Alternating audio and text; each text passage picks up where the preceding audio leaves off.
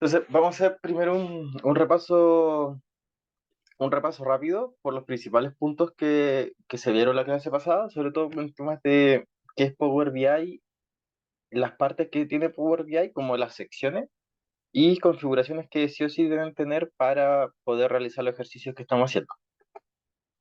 Entonces, un poco la estructura de la clase es que siempre vamos a estar dando harto contexto, digamos que dónde vamos a estar trabajando las cosas que vamos a ir enseñando, enseñando la teoría también de para qué sirve la parte un poco más técnica. Al final de la clase hay ejercicio y esta vez vamos a tomar un poco más tiempo ahí para que ustedes puedan ir ejercitándolo en su Power BI y al final se va a hacer una encuesta para ver en qué podemos ir mejorando para la próxima clase.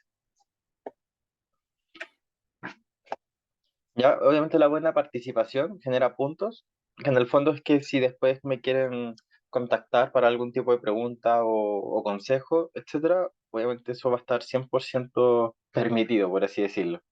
Y lo último es que obviamente el taller es demasiado corto para tratar de enseñar todo, todas las configuraciones, todos los puntos, todos los casos, así que las preguntas son bien recibidas si es que hay algo que no está, pero también para la vida siempre Google y ChatGPT va a tener toda la información que ustedes siempre necesiten.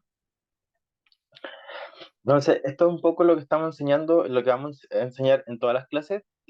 Primeros pasos con Power BI, conectar y limpiar bases de datos, creando un modelo de datos, calculando measures con DAX, que ya es como un tipo, ya es como entrar un poquito más a la parte más técnica de lo que es Power BI. Y por último, visualizar información con Dashboard.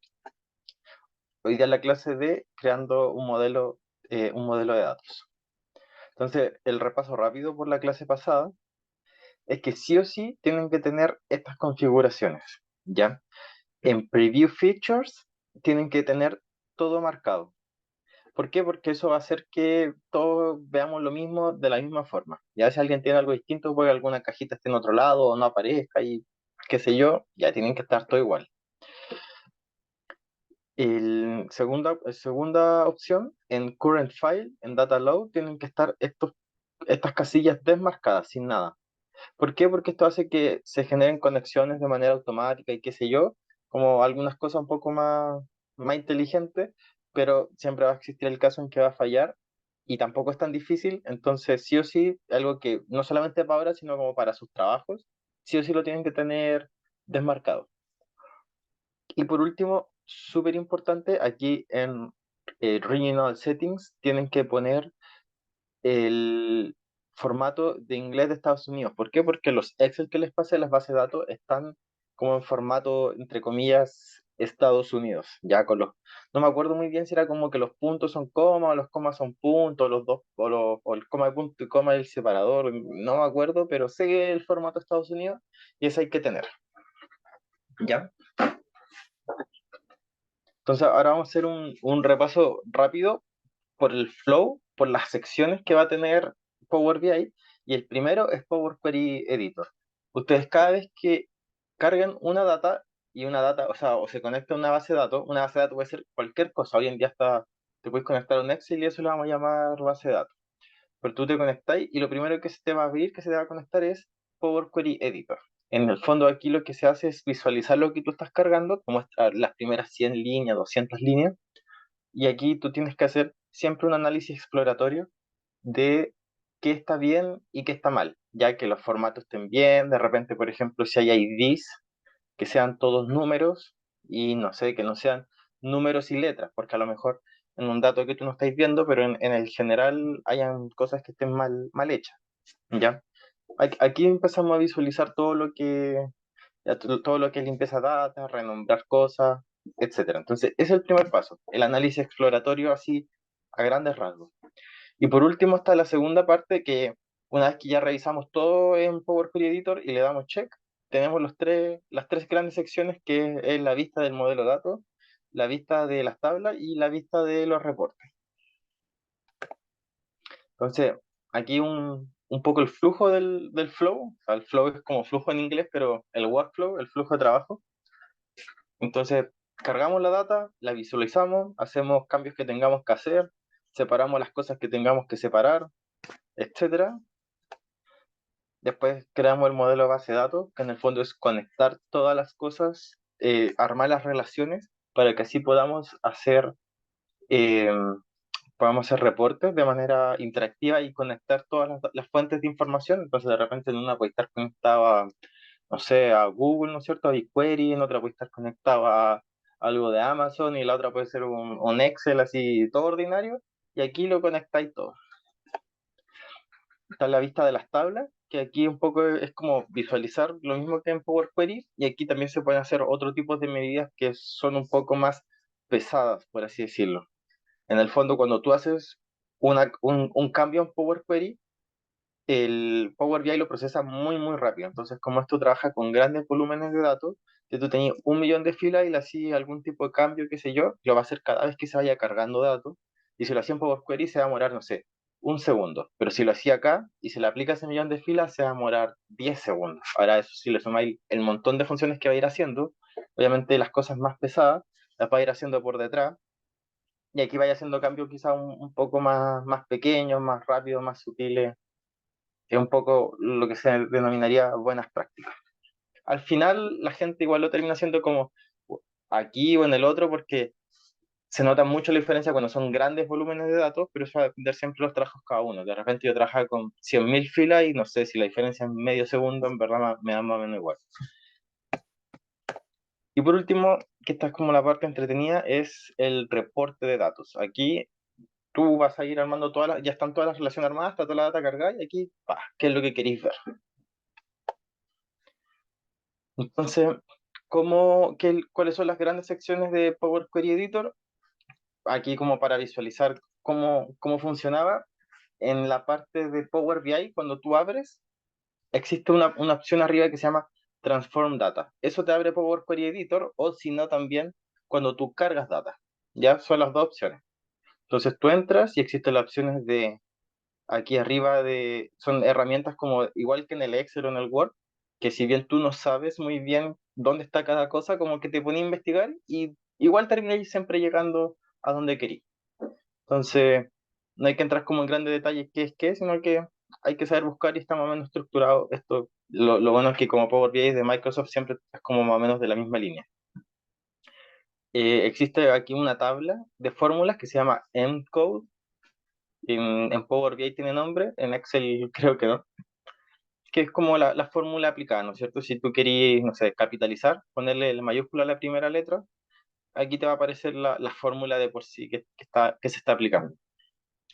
Y aquí aparecen las distintas tablas que ya están conectadas, que las puedes visualizar. O sea, si conectaste un Excel, te va a aparecer uno, si conectaste 10 Excel, te van a aparecer 10 tablas, ¿no es cierto? 10 bases de datos, podríamos decir. Aquí a la derecha, arriba derecha, te aparece el nombre de la tabla que tú quieres o de la base de datos. Lo puedes modificar si quieres y aquí la parte importante es que aquí aparecen los pasos aplicados.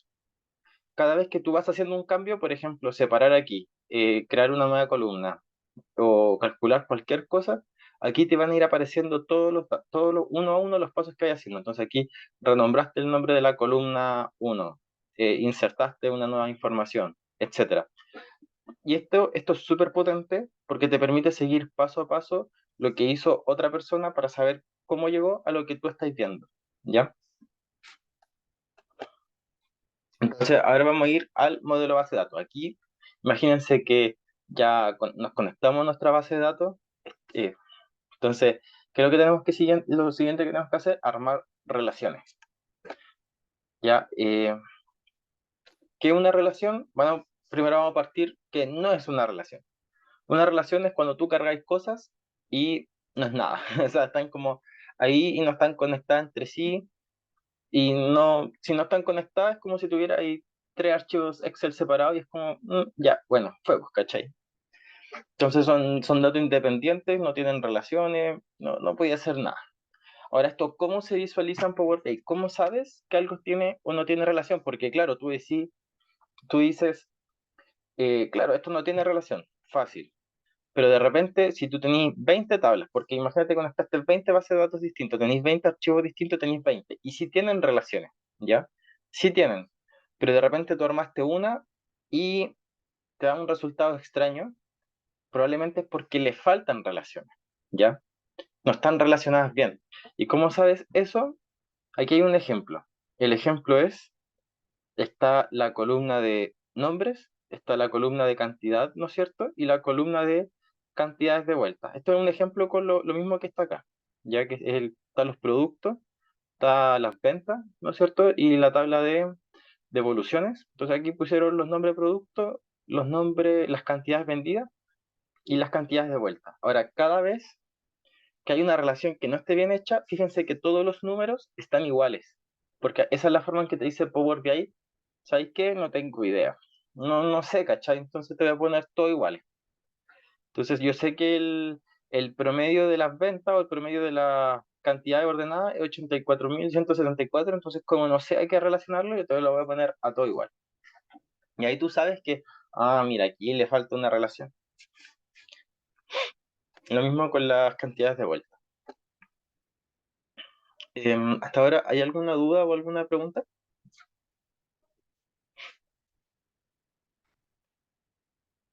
Ujú.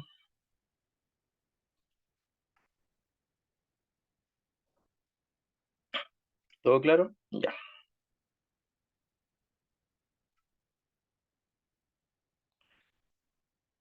Entonces vamos a seguir. Entonces, ¿qué sí es una relación? Es cuando empezamos a decir con las llaves primarias y las llaves secundarias, esto se relaciona así de esta forma y esto se relaciona así de esta otra forma. Entonces las tablas se empiezan a relacionar a través de una llave, ¿no es cierto?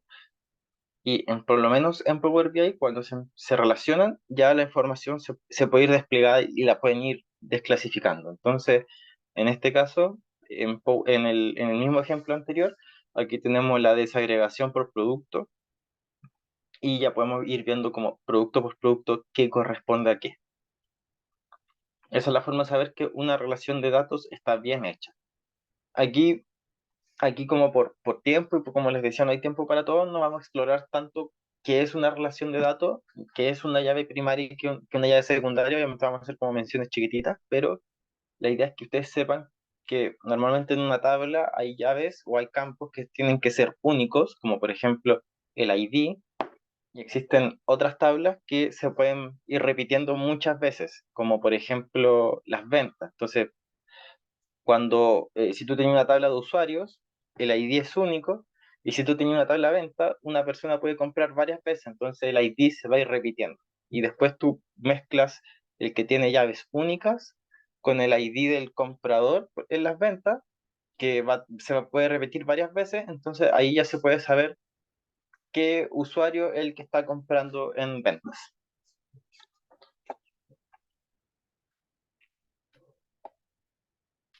¿Ya? Y aquí vamos a ir un poquito con las buenas prácticas de cómo empezar a normalizar una base de datos. ¿Por qué? Porque normalmente nosotros partimos con mucha información, y es necesario poder clasificarlas bien.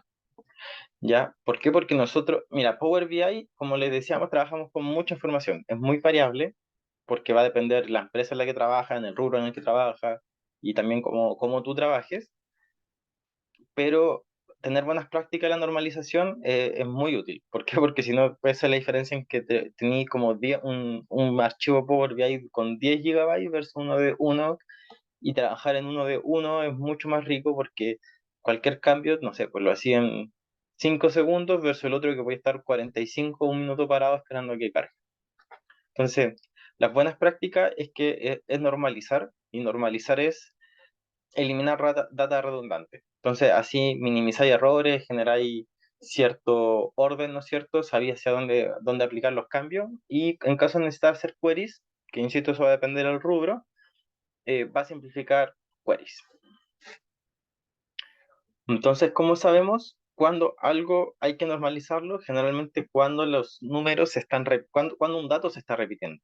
¿Ya? Entonces, aquí tenemos una tabla de ejemplo, y por decir algo, Product Brand, National, Washington, for West, ahí los datos se están repitiendo. Entonces, como se están repitiendo, uno dice, como, a lo mejor podría tener una tabla solo de eso. Y así vais simplificando información. Entonces, ¿cómo simplificamos información? Aquí hay dos cosas que ustedes tienen que tener claro.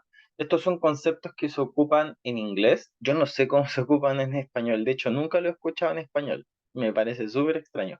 Pero, ya, pero en inglés existen. Y estas cosas existen. Ya vamos a decir que existen porque se ocupan, pero no sé cómo se ocupan en español porque, pucha, sorry, siempre aprendo todo en inglés y espero que ustedes también. Es súper útil.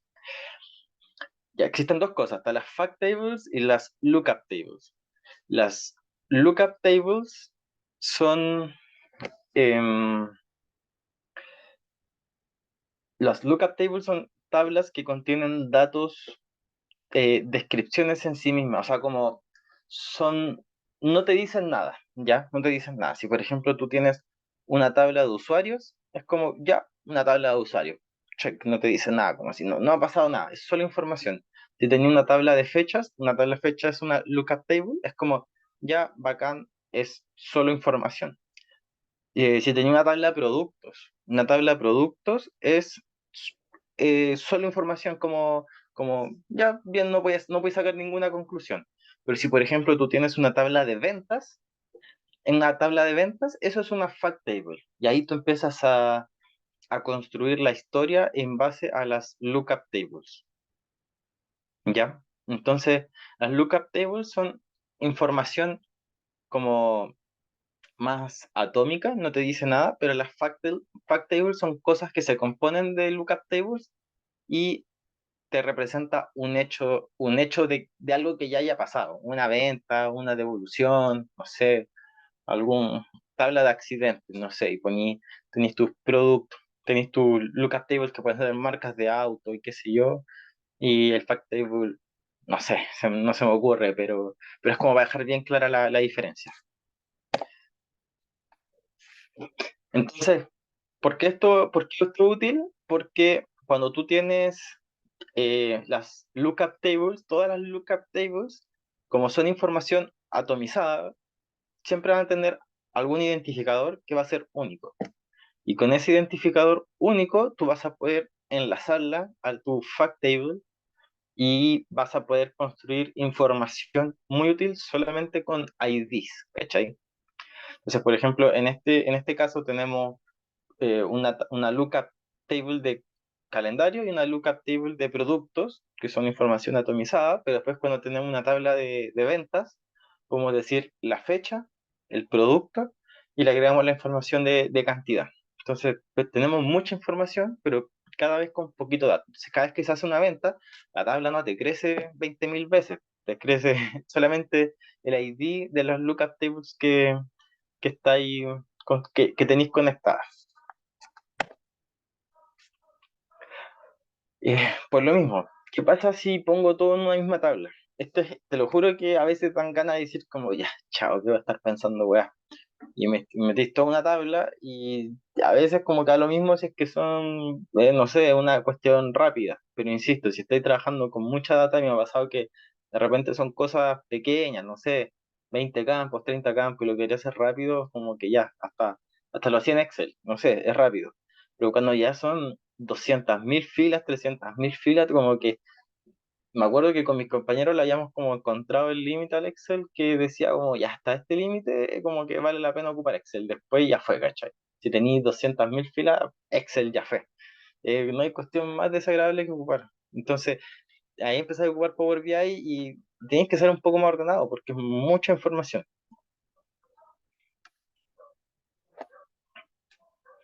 Entonces, ya, esto es toda la parte teórica, un poco el contexto de cómo, cuándo y por qué tenemos que ocuparlo. Ahora va uno a Power BI. ¿Cómo construimos un modelo de datos? ¿Qué hacemos con el modelo de datos? Cada vez que tú cargas una base de datos, o en este caso vamos a llamarle base de datos un Excel, cada vez que tú lo cargas, ¿no es cierto? Se abre Power Query, lo editáis, pa, aceptar, y aquí te va a aparecer una tabla. Calendar Lookup sería, por ejemplo, un Excel que conectaste de calendario. Customer Lookup va a ser otro Excel, otra base de datos que es de los clientes, Customer. Y así va. Cada uno de estos es una base de datos que fuiste conectando. Entonces aquí nosotros conectamos 6. Y después que conectamos 6, tenemos que decir cómo se van a empezar a relacionar, ¿no es cierto? Entonces aquí bien rápido lo que hicimos fue dejar todas las lookup en un lado y las fact tables en otro, y ahí empezamos a, a enchufar las cosas. Entonces, cada vez que se carga un archivo, tenemos aquí la tablita, pero obviamente hay más cosas. Arriba hay un menú, ¿no es cierto? Como un menú de acceso rápido a otras opciones varias que podemos tener. Aquí te aparecen todas las tablas que vamos conectando, o sea, no todas las que vamos conectando, todas las tablas que enchufaste, que ya cargaste, ¿ya?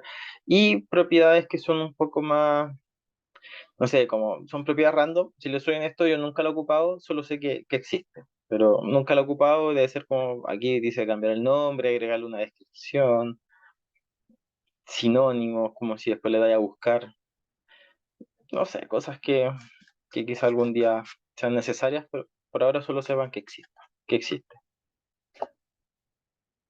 Entonces, ¿cómo creamos una relación? Ya, ¿cómo mi chica lo hacemos? ¿Cómo digo ID al ID, como llave primaria, la llave secundaria de la otra tabla? Mira, se van a complicar mucho, pero en verdad, no, tú tomáis con el mouse, apretáis, decís como quiero esto, lo mantenía apretado y lo arrastréis hasta el otro lado. Y se hace la relación solita.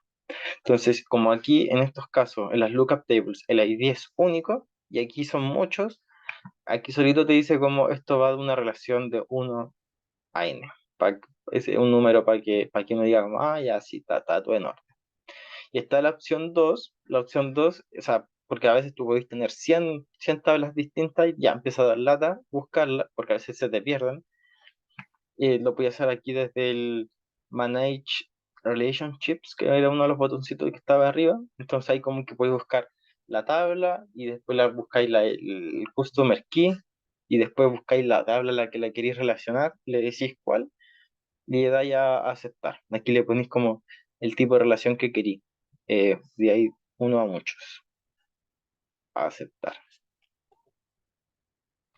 Entonces aquí, si estamos relacionando las tablas, eh, tienen que saber que hay distintas formas de relacionarlas. ¿Ya? Va a depender mucho el negocio. Generalmente cuando una empresa crea, o sea, empieza, dice, ah, ya vamos a empezar a hacer las cosas así y que así para siempre como sin razón aparente. Hay algunos que tienen como razones de hacerlo y otras de no. Entonces, ¿qué pasa?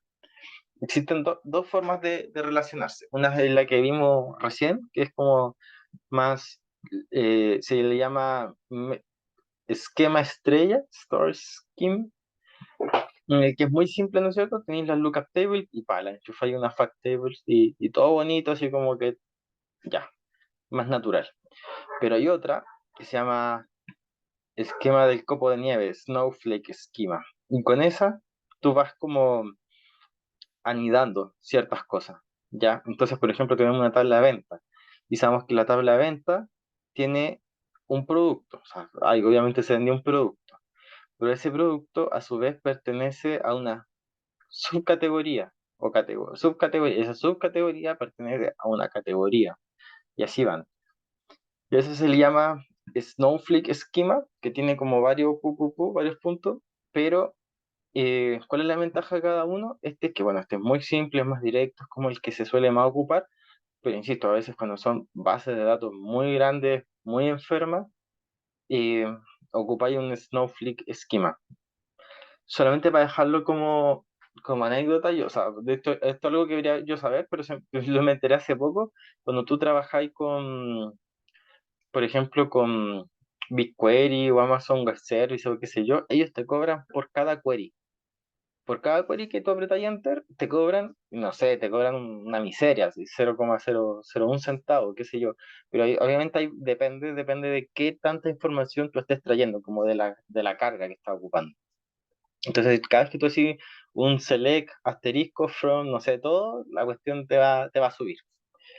Entonces, imagínense trabajar en Mercado Libre, la cantidad de información que deben tener, tú no te van a dejar como hacer esto tan directo, te puedes traer todo de una. Aquí lo que hacen es que tú tengas que en el fondo ir diciendo específicamente, vaya a construir una query mucho más grande, pero para decir específicamente lo que querí, al final la data está mucho más optimizada, ¿ya?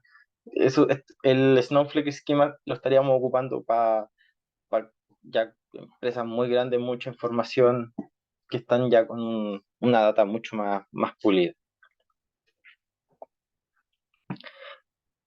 Entonces, ahora vamos a hacer un ejercicio y aquí yo les voy a dar un buen rato para que lo puedan ver. Ya. ¿Cómo? ¿Por qué? Porque fue algo que ustedes me dijeron, así que ya les voy a dar sus 5 minutos, 7 minutos para que lo puedan ver. Entonces, dice, hola querido estudiante, estoy trabajando en mi modelo de datos, pero tuve un pequeño accidente. Dejé mi laptop abierta y mi gato se sentó encima. Ahora todas mis tablas desaparecieron.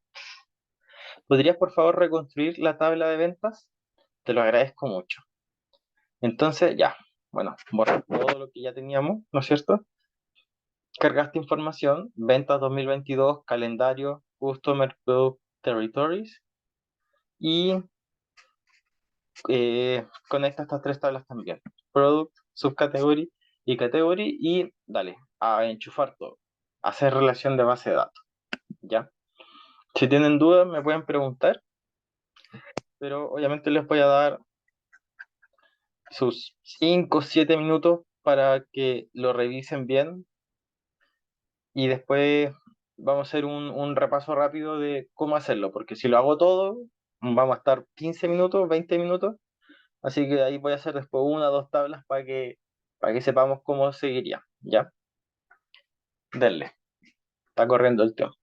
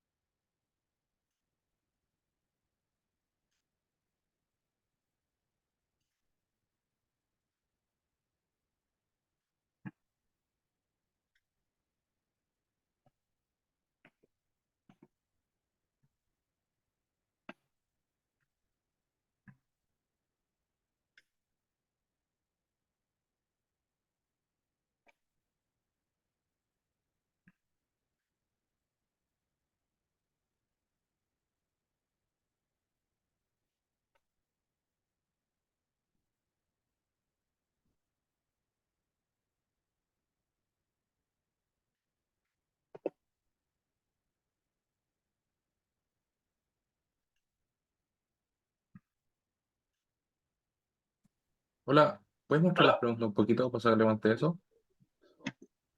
¿A qué cosa? Ay, eso, pasarle pantalla a eso, gracias. Ha sido yo. Pero, de hecho, por ahora voy a compartir solo el PowerPoint para que no se quite.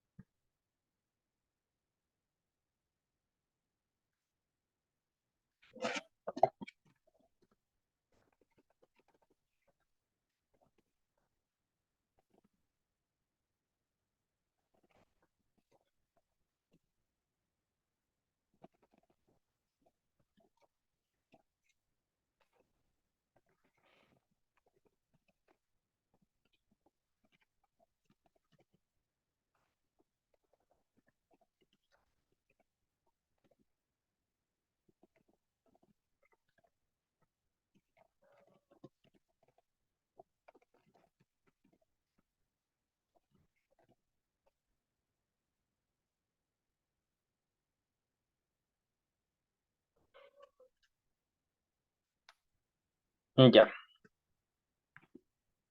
Entonces, ahora vamos a dar paso a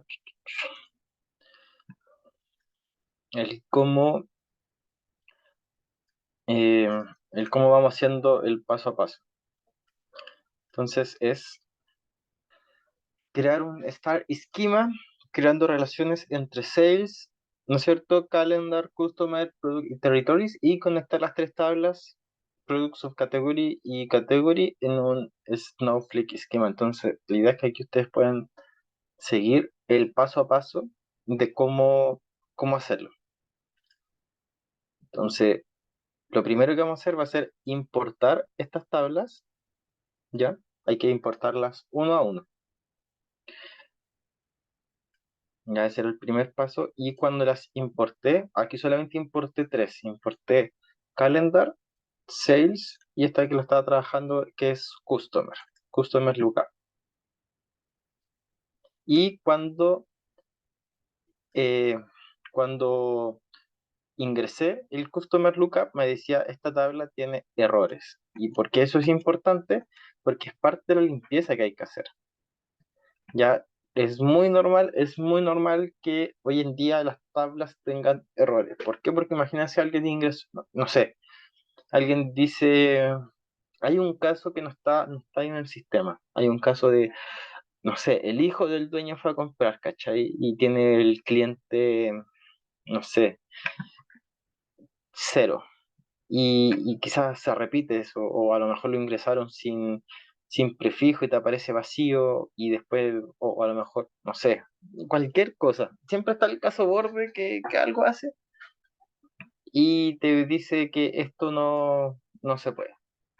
Entonces, me aparecía, cuando ingresé en Customer Lookup, me aparecía que las tablas, había una tabla que tenía errores. De hecho, la voy a mostrar ahora. Vamos a borrar esta. Eh, lo estaba referenciándose en otra parte. Déjame, esperemos a cargarla. Y ahí, aquí nos vamos a Power Query, Customer Lookup, la vamos a eliminar. The query porque dice it's ping for another query. Ya, la tengo abierta en otra parte. ¿Dónde la tengo abierta? Esta es la sección de DAX. Y, disculpen, ¿están viendo mi pantalla o están viendo solo el, el PowerPoint? Aparece en la pantalla. Ah, ya, ya. Vale, gracias, ¿Mm? gracias. Si no, es un deseo. Vamos aquí, si es que vamos a ponerle acá un remove. Por aquí ya he visto el error. ¿Qué pasa si le pongo acá error? Que no es un error. Vamos a ver.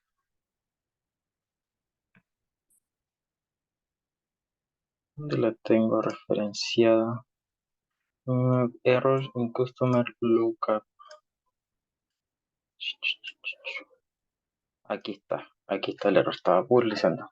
Entonces, si se fijan, aquí está, aparece el error. Y me parece que existen varios casos en el que el key, si se fijan en data que está media vacía, no tiene customer key o tiene un customer key inválido. Entonces, siempre hay que contextualizar un poco. Si es que algo muy grave, hay que saber qué pasó, porque normalmente, y esto les va a pasar siempre, siempre que haya, sí, siempre que haya un error, significa que algo están haciendo mal y que va a volver a ocurrir. Y por ejemplo, si esto les va a tirar error, en algún momento usted en su planilla les va a dar error. O sea, ¿qué pasa si empiezan a seguir cargando más cosas que tienen error? En su planilla les va a dar error y van a decir, oye, no sé, en mi caso, oye Felipe, que tu cuestión no funciona. Y es como, no, no es que no funcione, es que el cliente lo tiene mal. Y ahí decir eso es complicado. Entonces, aquí podemos decir simplemente borrar todo lo que tenga error. Hay varias opciones. Aquí, remove error, remover duplicados. Hay uno va cachando un poco. Pa, eliminado. Y ahora lo cargamos. Primero que cargue, nos vamos a la parte de base de datos y perfecto. Aquí está la tabla un poco más limpia. Entonces tenemos la tabla de ventas. En la tabla de ventas enlazamos normal, ¿no es cierto? Date arrastramos a order date. Aparece esta tabla que en el fondo es para confirmar, guardar. Y ahí creamos la relación. En este caso, el customer lookup, nos vamos a su key, customer key, y nos vamos aquí a customer key, ¿no es cierto? Confirmamos y ¿qué nos dice? La relación es mucho a muchos. Esto no debería ser así. Entonces, ¿qué pasa? Tenemos customer keys que están siendo duplicados y eso no debería ser así, ¿no es cierto? Entonces, después lo que tenemos que hacer es irnos a Power Query y así como yo les mostré que se eliminan los errores, deberíamos ver los casos, el caso a caso de cómo eliminar los duplicados. ¿Por qué? Porque si elimináis uno, a lo mejor está eliminando el que está bueno, ¿cachai? Eso es una cosa que quería mostrar. O sea, aquí yo me esforcé en buscar algo con errores para que viéramos que antes de hacer todas estas cosas, o sea, porque si tú cargas algo con error, ya filo, va a seguir funcionando, pero cuando empezáis a trabajarlo, es cuando te empiezan a ocurrir los errores. Entonces, miren, ¿qué pasa si aquí yo aprieto aceptar? Te va a decir, ya, perfecto, válido.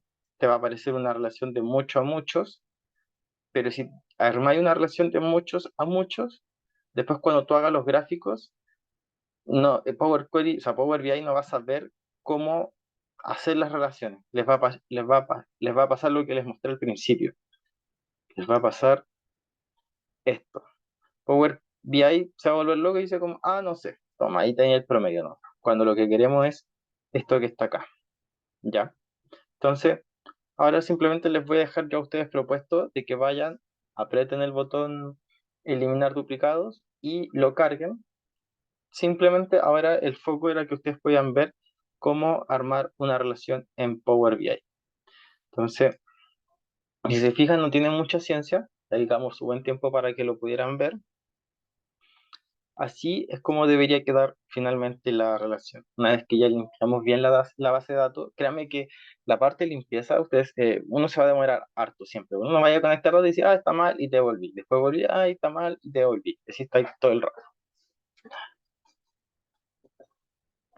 Entonces, para dar un repaso rápido, existe una relación de uno a muchos, ¿no es cierto? Que es cuando tú tienes un key único con una llave, con una fact table que tiene muchas de esas llaves, ¿no es cierto? Y que nunca, pero nunca ocupen cosas N a N. ¿Por qué? Porque después cuando hagas los gráficos, ahí se va a ir todo a la vez, ¿cachai? Es una muy mala práctica. A veces puede funcionar, a veces. Hay casos muy específicos, como que no sé, tú sabís que cierto ID es el que está dando problemas y después, no sé, la dais como a un omitir o estáis sumando cosas o algo así que varíe, pero es como en un paso posterior. No una buena práctica, no se debería hacer. Algo importante que tengan que aprender al momento de ver las relaciones es que existen cosas que se llaman los flujos, ¿ya? Los flujos es desde dónde hacia dónde está circulando la información. Entonces, aquí tenemos la cajita de territorios, que es donde con los lugares, son lugares, ¿cachai? Países, regiones, etcétera, que están conectados a la tabla de venta y la tabla de evoluciones. Entonces, aquí empieza a circular la